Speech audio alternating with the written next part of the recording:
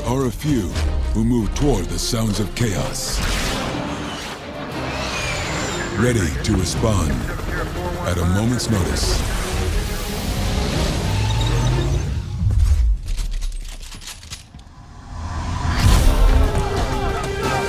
And when the time comes, they are the first to move toward the sounds of tyranny, injustice, and despair.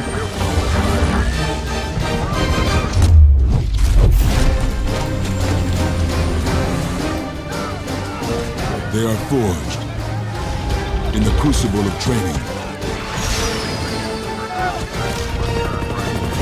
They are the few, the proud, the Marines.